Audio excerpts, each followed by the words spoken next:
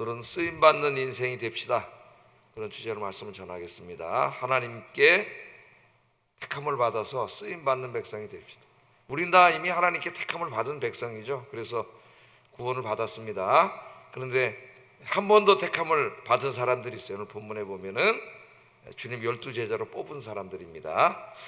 자, 오늘 이제 본문은 예수님께서 12제자를 뽑으시는 그런 이야기입니다. 그런데 이제 첫 번째로 우리가 좀 묵상해 봐야 될 말씀은 12제자를 뽑으실 때에 예수님께서 산에 올라가서 밤이 새도록 기도하셨다는 이 말씀이에요.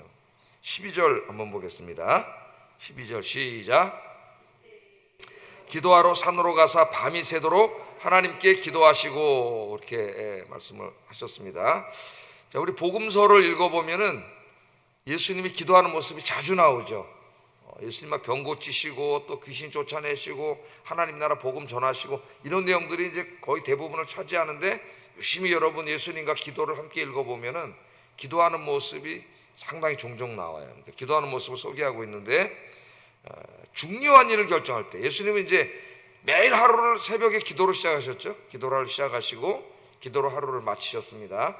그런데 또 예수님 중요한 일을 이제 결정하시거나 시행하실 때는 뭐 금식 기도하시거나 철야 기도하시거나 이렇게 특별한 기도를 또 하셨어요. 오늘도 보면 이제 제자들 뽑을 때에 산으로 가셔서 밤이 새도록 기도하시고, 이렇게 밤이 새도록 기도하시고, 제가 청년 때까지만 해도 이제 밤이 새도록 기도하는 것은 거의 모든 한국 교회가 하고 있었어요. 밤이 새도록 철야 기도죠. 금요일마다 철야 기도를 거의 모든 교회가 했습니다. 그래서 새벽 예배 할 때까지 기도하는 거예요. 찬송하고 기도하고 참 대단하다고 봐요. 그때 보면 정말. 지금은 철야 기도하는 교회가 거의 없는데 철야 기도하고 하고 또 새벽 기도까지 마치고, 그때는 토요일날 출근을 하니까 출근을 또 다 했어요. 학생들 학교 가고. 그래서 저도 고등학교 갈 때 철야를 하고 학교 가가지고 너무 졸려가지고 엎드려서 잔 적이 그래서 생각이 납니다. 저 창가에 엎드려가지고 뭐 매일 가지는 않았는데 가끔 한번 가면 그런 생각이 나요. 그래서 그때는 이제 밤이 새도록 기도했다는 게 생소하지가 않았어요. 그 말씀이. 근데 지금 말씀 들으면 이제 좀 생소하게 들리죠. 예수님께서 밤이 새도록 기도를 하셨어요. 그러니까 또 언제 기도하? 특별 기도. 공적인 사역을 시작하시기 전에는 광야에 가셔가지고 40일 작전 기도, 금식으로 작전 기도하시면서 또 사역을 그렇게 준비하셨고, 또 십자가 사건을 앞두고는 겟세마네 동산에 올라가서 핏방울이 땀방울이 되도록 그렇게 하나님 앞에 또 철회하면서 기도하셨습니다. 오늘 12제자들을 뽑을 때도 철야 기도를 하셨어요. 그래서 우리가 이제 예수님의 오늘 말씀을 읽으면서 우리가 배워야 될 중요한 것을 우리가 배우게 되는데, 예수님께서는 항상 기도하셨고 또 인생에 중요한 일들이 있을 때는 특별한 기도를 하셨다는 것을 우리가 배울 수가 있습니다. 저는 새벽에 이제 비도 오는데 이 새벽에 오신 여러분 주님의 이름으로 축복합니다. 예수님 제자로서 예수님처럼 하루를 기도로 시작하시는 여러분 가정과 삶과 또 자녀들 생업의 터전 위에 하나님이 놀라운 복으로 채워주실 줄로 믿습니다. 우리 예수님이 이렇게 기도를 하셨다면은 우리가 얼마나 더 기도해야 되겠습니까? 그래서 이제 그 다음에 사도행전을 읽어보면은 예수님이 이제 부활 승천하신 이후에 제자들이 예루살렘에 교회를 세우게 되는데, 그 초대교회 성도들, 초대교회 그 예루살렘 교회 성도들의 삶이 나오는데, 사도행전도 읽으면 예루살렘 교회 성도들의 기도하는 모습이 종종 나오죠. 특별히 어려운 일이 있을 때는 또 모여서 특별히 기도했던 모습. 그러니까 예수님의 기도의 삶을 그대로 본받아 갔던 사람들이 예루살렘 교회, 또 사도행전에 나오는 그런 사람들이에요. 미국의 역사에도 뭐 지금도 이번에 이제 트럼프라고 하는 분이 대통령이 됐는데, 하여튼 장단점이 있는 것 같아요. 그 대통령 선거하기 전에 그 교황이 한번 미국을 방문했었는데, 그 교황이 CNN과 인터뷰한 얘기를 제가 읽어보니까 그 참 딱 전곡을 찍어서 얘기하더라고요. 이번 미국의 선거는 누가 덜 나쁘냐, 누가 덜 악당이냐, 누가 덜 악당이냐에 대한 선거라는 거예요. 누가 덜 나쁜 사람이냐. 예? 저 민주당은 좀 정치적으로는 민주화하고 뭐 다원적인 생각들을 받아들이고 이래서 장점이 있지만은 낙태를 지지하고 동성연애를 지지하고 이런 악이 있고, 이 트럼프는 뭐예요? 낙태와 동성연애를 반대해요, 이 사람. 그래서 미국의 보수교회가 다 지지를 했어요, 트럼프를. 그런데 이제 좀 민주화, 정치적인 민주화나 또 이민자들에 대한 뭐 이런 배려에 있어서는 독재적인 모습을 보이거든요. 이상한 모습을 보이고. 그러니까 이게 내가 미국 사람이라면 어떻게 되지? 헷갈려. 내가 기독교인으로서 뭐 기독교인이 아니면 뭐 정치 편향돼서 자기 그 사람 찍겠지만 기독교인일 때는 어떻게 하지?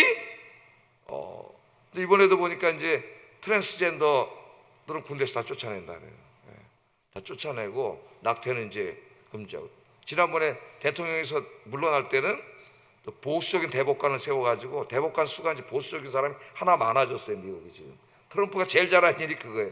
그래서 이제 낙태 불법 판결을 내렸잖아요. 미국 연방 대법원에서. 그런 일도 있었습니다. 하여튼 이 사람이 하도 이상한 사람이라서 세계 정세는 지금 어떻게 돌아갈지는 모든 세계가 불안해하고 있어요. 이 사람이 어떻게 할지를 몰라. 지금 최고 세계 강국의 대통령이 됐는데, 하여튼 우리가 기도해야 되겠습니다. 그러나 이제 제가 그 사람 얘기하려는 건 아니고, 미국의 대통령 중에 이제 존경받는 분이 초대 대통령, 미국이 이제 영국으로부터 독립해서 미국 독립국가를 세울 때 조지 워싱턴 대통령하고 또 노예들을 해방했던 이제 링컨 대통령이 가장 존경받는 대통령인데, 특별히 조지 워싱턴 대통령은 그 일화를 보면은 이 사람은 항상 4시에 일어나서 새벽 기도하는 사람이었어요. 근데 미국 교회는 우리가 아는 것처럼 새벽 기도라는 이 예배가 없습니다. 미국에는. 유럽에도 없어요. 그러니까 어떻게 보면 우리나라에만 있는 정말 독특한 예배 형태가 이제 새벽 예배. 그래서 어떤 목사님들이 누가 새벽 예배를 만들었어? 새벽 예배 없으면 좋은데, 그런 생각도 했다는 거예요. 자, 근데 이 새벽 예배는 없지만은 우리 성경에도 읽어보면은 새벽 예배는 없지만은 경건한 분들은 다 어떻게 했어요? 새벽 미명에 일어나서 기도했다는 내용이 나와요. 성경에. 개인이죠, 개인 기도란 거예요. 개인 기도. 미국에도 경건한 사람들은 새벽에 일어나서 개인 기도를 합니다. 근데 우리는 감사하게 교회에 이렇게 목사님들이 나와서 새벽에 설교까지 해주잖아요. 설교까지. 예? 여러분들 와서 말씀 듣고 매일 얼마나 좋아요. 미국 사람들은 자기가 성경 읽고 개인 기도해요. 경건한 사람들이. 근데 이 조지 워싱턴 대통령도 항상 4시에 일어났다 그래요. 4시에 일어나서 기도했는데, 뭐 여기 이제 필라델피아는 저는 가보지는 않았습니다. 저는 이제 유학을 LA에 있는 풀로로 갔기 때문에. 근데 이제 많은 친구 후배들은 필라델피아로 많이 가요. 출신들이. 거기 웨스트민스터라고 하는 신학교가 보수적인 신학교가 있어가지고 그걸로 많이 가는데, 저는 되게 싫어가지고 이 풀로로 갔어요. 근데 필라델피아에 가면 벨리포즈라고 하는 곳이 있는데, 여기 워싱턴 기념교회가 있습니다. 근데 여기 가면 새벽마다 기도했던 그 대통령의 기도문이 거기 이렇게 있더래. 기도문. 워싱턴 대통령이 이렇게 써 있답니다. 전능하신 하나님, 미국을 보호할 수 있는 자는 오직 하나님뿐임을 믿습니다. 이 나라의 지도자들이 하나님의 말씀에 순종하게 하시며 국민을 사랑하는 진정한 형제를 주소서. 지도자들이 솔선하여 정의로운 생활을 하게 하시고 행복한 나라를 만들기 위하여 겸손하게 국민을 섬기는 지도자가 되게 하소서. 여러분들 이렇게 나라를 위해서 기도하시기 바랍니다. 새벽 4시마다 대통령이 일어나서 자기 기도실에 가가지고 하나님 앞에 기도했다는 거예요. 그래서 워싱턴이 정말 정직하고 국민을 사랑하는 훌륭한 대통령이 될 수 있었던 것은 그 기도하는 사람이었기 때문에. 매일 기도하니까, 기도할 때 제일 먼저 뭐예요, 여러분? 저도 여기서 무릎 꿇으면 하나님 아버지, 어제 이렇게 했는데 죄송합니다, 용서해 주세요. 제일 먼저 자기를 돌아보거든요, 사람은 기도하면서. 그럼 기도에서 제일 중요한 기도가 뭐예요? 먼저는 하나님 나라와 의를 구하고 그 다음에 자기를 위해서 기도할 때는 자기를 돌아보는 기도를 해야 돼요. 매일매일. 그러니까 새벽에 나오시는 분들은 훌륭할 수밖에 없어요. 왜냐하면 매일 자기를 돌아보기 때문에. 어제 살아왔던 삶을 반성하고 돌아보고. 그래서 기도하는 사람의 가장 큰 축복은 자기를 매일 성찰하는 거예요. 그런 시간을 갖는다는 거예요. 그렇게 하면서 이제 하나님 나라를 위해서 기도하고 교회를 위해서, 나라와 민족을 위해서, 여러분 자신과 자녀들과 가정들을 위해서 이렇게 늘 기도하시는 여러분 되기를 주의 이름으로 축복합니다. 이 워싱턴이 훌륭한 사람이 될 수 있었던 것은 기도하는 사람이었기 때문이라고 다 이야기하고 있어요. 기도하는 사람. 여러분이 새벽 기도에 여러분들은 복을 받았다, 아무나 나올 수 있는 게 아니에요. 여기 나오려면 몸이 건강해야 되고, 몸이 아프면 못 나와요. 나오고 싶어도. 건강이 해치잖아요. 충분한 잠을 자야 되고, 뭐 이렇게 병이 아픈 사람은 못 나와요. 또 몸이 건강해도 믿음이 없으면 못 나와요. 여러분들 여기 나오신 것은 진짜 축복이에요. 새벽에 나와서 이 새벽을 통해서 하나님이 많은 것들을 역사하셔요. 이루어 주시고, 여러분 기도하시는 모든 것들 하나님이 하나님의 때에 하나님의 방법으로 다 이루어 주실 줄로 믿습니다. 당장 안 이루어진다고 너무 또 힘들어서 내일 이제 안 나갈래 다음 주부터 그러지 마시고 꾸준히 하나님 앞에 나서 기도하면은 여러분 그 눈물의 기도 하나님 눈물 닦아주실 줄로 믿습니다. 그래서 우리 교회가 이제 여러분 이렇게 주변에 보시다시피 새벽에 이제 보통 우리 한국 교회가 코로나 이후에는 모르겠습니다. 코로나 이전까지는 10%가 나왔어요. 한국 교회 평균 수요 예배는 20%. 그게 한국 교회 평균이었어요. 그러니까 100명 모이는 교회면 10명, 수요 예배는 20명, 100명 모이는 교회를 기준으로 할 때 이게 새벽기도 한 25명 나와야 되는데 안 나오지. 평균에 못 미쳐요. 그래서 이제 이번에 제가 가서 기도하다가 또 하나님이 그 소망을 주셔가지고 이 새벽기도는 그냥 자율적으로 맡기고 싶었는데 조금 한 25명 나와야 된다 그래서 제가 그래서 설계를 한 거예요.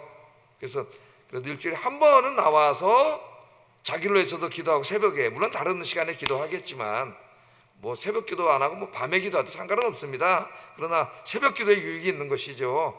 새벽에 나와서 기도했으면 좋겠다 그래서 이제 다음 주부터는 이제 시작을 해서 기도하고 있어요.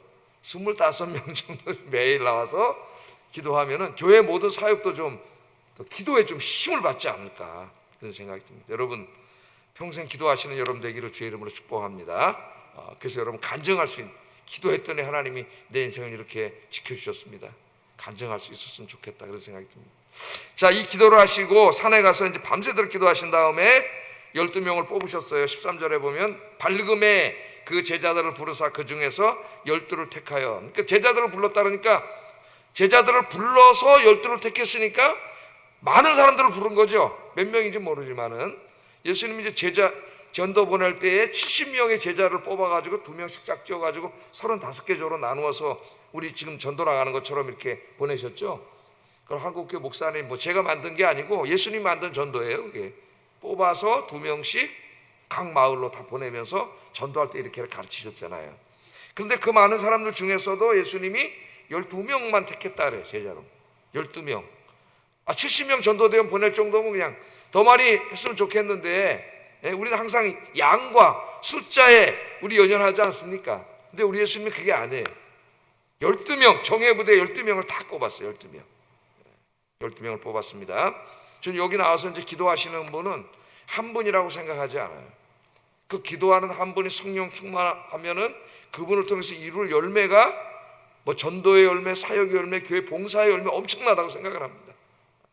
우리 예수님도 12명을 뽑았습니다. 그래서 그들을 뭐라고 칭했냐면은 사도라 칭했어요. 사도. 뭐 지금은 사도가 없죠. 사도 시대는 끝났습니다. 그러나 이제 그 모두가 사도예요. 우리는. 왜냐하면 이 사도는 무슨 뜻이에요? 보냄을 받은 자, 수동태죠. 아포스톨로스. 보냄을 받은 자니까 능동태로 바꾸면은 하나님께서 보낸 자예요. 보낸 자. 어디로 보냈어요? 세상으로. 왜 보내셨어요? 세상을 구원하라고 보내셨죠. 구원하라고. 이런 의미에서 사도의 사명은 설교하고 그런 사명은 이제 목사들이 받았다고 하더라도 이 보냄을 받은 자로서의 사명은 모든 사람이 사도예요. 다 우리가 사도의 사명을 받았다고 생각합니다. 자, 그런데 예수님이 왜 딱 12명이냐? 15명도 아니고 20명도 아니고 왜 12명을 택했느냐? 이스라엘의 지파가 몇 지파예요? 12지파죠. 12지파. 이 12지파는 하나님이 택하신 백성들이죠. 택하신 백성들. 그런데 신약 시대로 넘어오면서 갈라디아서 3장의 사도 바울이 뭐라 그래요? 그 아브라함의 자손으로 구성된 언약 백성 12지파가 이스라엘인데 이제는 누가 아브라함의 자손이에요? 그 육신으로 난 자가 아니라 믿음으로 난 자가 아브라함의 자손이라 그러잖아요. 그래서 예수 믿고 구원받은 이제 앞으로 탄생하게 될 예수님을 믿음으로써 구원받고 탄생하게 될 신약의 모든 그리스도인들, 즉 교회가 뭐예요? 이스라엘이고 12사도는 이스라엘 대표예요. 교회 대표. 그래서 상징성이 있는 겁니다. 그래서 12명이에요. 12명. 12명을 뽑았어요.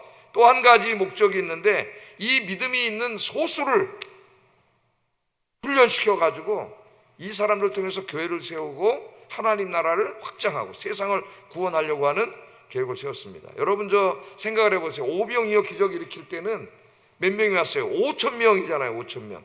남자 어른만 5천 명이라 그랬으니까 그 부인들도 왔으면은, 옛날에는 여성은 안 셌습니다. 숫자에서 10,000명이 될 거고, 애들도 따라왔죠. 애가 도시락 냈지 않습니까? 자기 도시락.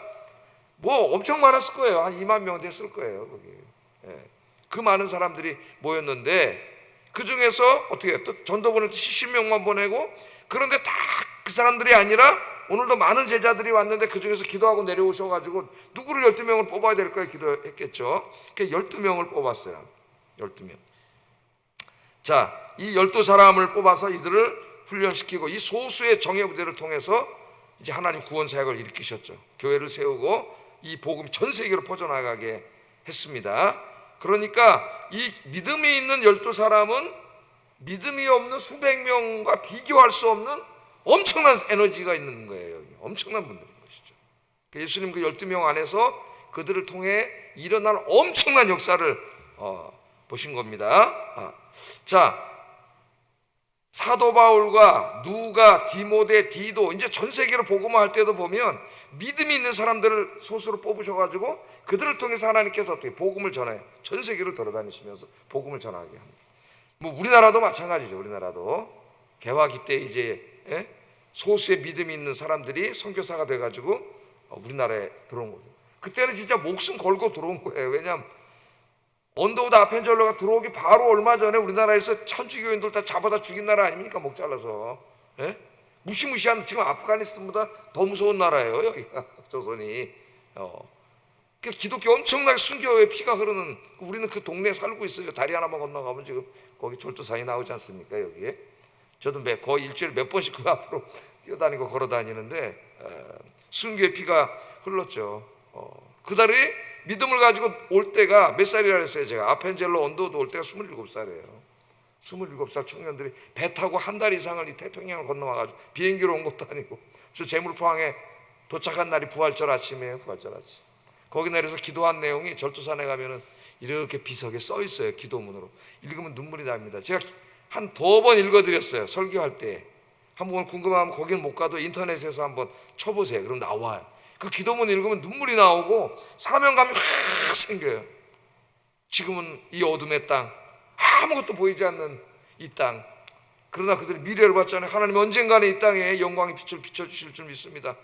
정말 아무것도 없는 이 땅에 와서 그렇게 기도했는데 정말 150년 지나니 보세요.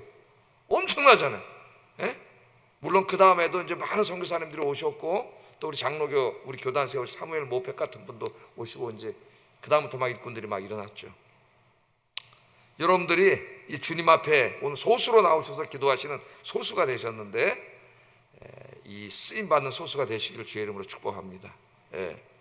케냐에 이제 케냐를 새롭게 이끄는 여성 중에서 이 왕가리 마타이라고 하는 분이 있어요. 제가 한번 소개해드린 적이 있습니다. 지금은 이제 고인이 됐어요. 이분이 왕가리 마타이, 노벨 평화상을 받은 여성인데 이제 케냐에서 태어났습니다. 그래서 똑똑한 분이에요. 그래서 미국과 독일에 가가지고 생물학을 전공을 합니다. 이분이 1970년대에 이제 아프리카로 돌아와서 아프리카 최초로 여성 교수가 됐어요. 70년대인데 최초 여성 교수가 됩니다. 이분이. 당시 케냐는 어떤 나라였냐면은 무분별하게 나무를 막 벌목해가지고 그냥 산들이 다 시뻘건 산이에요. 민둥산. 나무가 없어요. 비만 오면 다 쓸려져 내려오고 그런 땅이에요. 황폐화된 그런 민둥산이었는데 정말 풀 한 폭이 나무 하나 없었다릅니다. 우리나라도 그랬죠. 옛날에 저 어렸을 때 우리나라도 시골에 가면은 지금은 울창한 숲이 있지만은 제가 어렸을 때만 해도 대부분이 다 민둥산이에요. 남산, 여기 있는 남산에 나무가 없었습니다. 저희. 그리고 거의 사람들이 막 드나들면서 그 안에다가 다 정말 아침부터 죄송한데 똥 싸고 오줌 싸고 그래가지고 막 더러운 곳이었어요. 이 남산이 판자집들이 있고 막 이런 곳이었어요. 그런데 이제 박정희 대통령이 전부 다 이제 그 그린벨트 만들고, 그럼 나무 심고 이제 출입 금지시키고, 우리나라 나무 심기 운동 해가지고 식목일마다 전 국민이 나무 심고 이래가지고 이제 울창한 숲이 된 거예요. 이게. 근데 이제 이 케냐도 그런 나라였어요. 그래서 이 왕가리 마타이가 1977년에 환경의 날인데 그날에 이제 꿈을 꿨습니다. 내 조국 케냐도 저 미국처럼 독일처럼 울창한 숲이 있었으면 좋겠다. 그런 꿈을 가지고 나무를 한 그루 심습니다. 나무를 한 그루 심었어요. 그 나무를 심을 때 이 왕가리 마타이가 모토로 삼았던 인류학자인 이 마거릿 미드라고 하는 사람이 있는데, 마거릿 미드의 유명한 말을 붙잡고 나무를 심었습니다. 마거릿 미드가 뭐라고 얘기했느냐? 진심으로 몸을 던져, 잘 보세요 이 말을, 진심으로 몸을 던져 일하는 몇몇 사람의 모임이 이 세상을 바꿀 수 있다는 걸 잊지 마십시오. 우리 막 수백 명이 모여야 뭐가 된다고 생각하는데, 잘 보세요. 진심으로 몸을 던져 일하는 몇몇 사람의 모임이 이 세상을 바꿀 수 있다는 걸 잊지 마십시오. 그 소수의 사람들이 변화를 이루려는 의지가 굳건하기만 하다면 그 모임의 규모가 아무리 작아도 이 세상을 바꿀 수 있습니다. 이 말에 큰 감명을 받았어 왕가리 마타이가. 혼자야. 근데 두 사람도 아니에요. 혼자 나무를 심은 거예요. 혼자. 자, 왕가리 마타이는 이 말을 마음에 되새기면서 그 넓고 광활한 케냐에 혼자 나무를 심기 시작했습니다. 비록 지금은 케냐의 산에 나무 하나, 풀 한 폭이 없지만 언젠가는 이 케냐가 푸른 나무로 울창한 숲을 이루게 될 것이라는 꿈과 확신을 갖고 자기 혼자 나무를 심었습니다. 한 그루의 나무를 심었어요. 그런데 이제 놀랍게도 왕가리 마타이의 이 나무 심기 운동은 케냐에 놀라운 역사를 일으킵니다. 점차 뜻을 같이 하는 사람들이 한 사람 두 사람 늘어나기 시작했고 25년 동안 무려 3천만 그루의 나무를 심게 돼요. 3천만 그루, 생각이나 했겠어요? 나 혼자 심어서 언제 3천만 그루를 심어? 3천만 그루를 심게 되고, 그 덕분에 토양 침식이 중단됐고 땅이 회복되고 쓸 수 있는 자원이 생겨나고 숲이 울창해지니까 일자리가 많이 창출되기 시작합니다. 경제가 부흥하기 시작되고 온 산이 숲이 울창한 숲으로 변했습니다. 나중에 이 운동에 100만 명의 세력이 참여하게 돼요. 100만 명. 큰 정치 집단이 된 거예요. 지금 케냐를 살리려는 부패한 정권을 몰아내는 이 큰 정치 운동이 된 거예요. 꿈을 가진 한 사람, 그것도 미약한 한 여성이 시작한 나무 심기 운동이 결실을 맺어 100만 명의 참여자를 만들었고 민둥산을 푸른 산으로 바꾸었습니다. 꿈을 가진 한 사람의 힘, 그게 얼마나 위대한가. 아무 꿈도 없고 비전도 없고 그냥 그런 헬렐레한 사람 1000명 있어도 소용이 없어. 그 마음에 꿈을 가진 한 사람, 그 사람이 무릎 꿇고 기도하면서 우리 아현교회 몰려올 엄청난 부흥을 꿈꾸고 저 하나님께서 허락하신 이 지역의 이 아파트 단지, 이 동네 복음 전에서 수백 명을 전도할 꿈을 갖고 기도하고 전도한다면은 놀라운 역사가 일어날 줄로 믿습니다.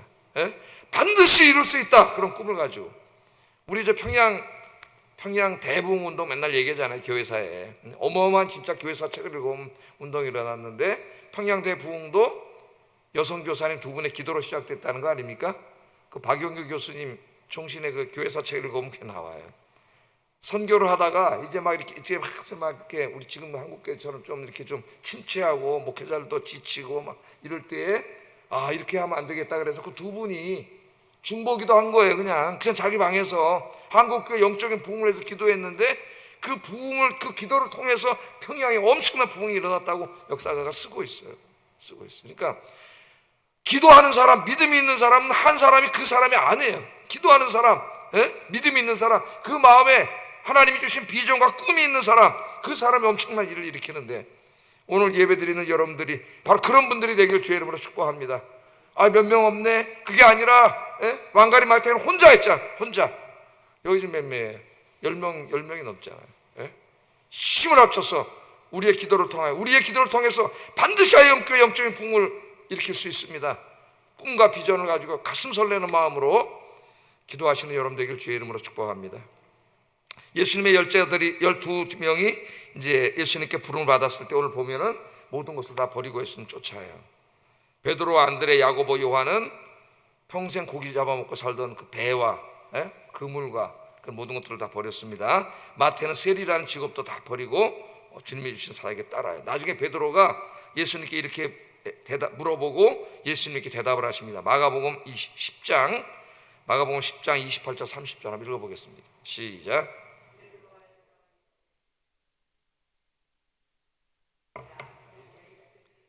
내가 진실로 너희에게 이르노니 나와 복음을 위하여 집이나 형제나 자매나 어머니나 아버지나 자식이나 전토를 벌인 자는 현세에 있어 집과 형제와 자매와 어머니와 자식과 전토를 100배나 받되 박해를 겸하여 받고 내세에 영생을 받지 못할 자가 없느니라. 아멘. 베드로가 우리가 모든 걸 다 버리고 주님을 쫓았습니다. 그랬더니 우리 예수님 뭐라 그래요? 예? 모든 것을 버린 자들은 현세에 있어 집과 형제와 자매 어머니와 자식과 전토를 100배나 받되, 어머니를 100배나 받되, 그럼 어머니가 100명 생긴다는 그런 말은 아니겠죠. 하나님께서 이 땅에 모든 것을 희생한 것을 갚아주신다는 그런 얘기겠죠. 그러나 박해도 받는다 그랬어요. 예? 내세에 하나님 더 중요한 뭘 약속하셨어요? 영생을 받지 못할 자가 없으리라. 오늘 새벽에 불러주신 하나님께 감사하면서 여러분들이 우리 아영교회를 일으키고 영적인 부흥을 일으키고 수많은 영혼을 구원하는 교회로 만드는 우리 아영교회 왕가리 마타이가 되시기를 주의 이름으로 축복합니다. 기도하겠습니다. 첫 번째는 우리가 예수님을 본받아서 기도하는 삶을 살자 그랬습니다. 기도하는 사람, 기도하는 일인, 기도가 역사를 일으킵니다. 기도가 없는 곳에서는 아무 역사도 일어나지 않습니다. 기도하는 삶이 되게 해주세요. 두 번째, 예수님의 제자들처럼 교회와 복음 위에 쓰임받는 삶을 살게 해주세요. 나 하나 내가 하겠습니다. 아무리 주변에 많은 사람이 중요한 게 아니라 믿음이 있는 소수의 사람이 중요하다. 예수님도 12명, 오늘 여기 보면 12명의 제자가 여기 모였습니다. 예수님의 쓰임받게 하시고, 내가 여기 싸우니 나를 사용하여 주시옵소서. 내가 새벽에 나와서 기도하겠습니다. 나를 사용해 주세요. 기도하겠습니다.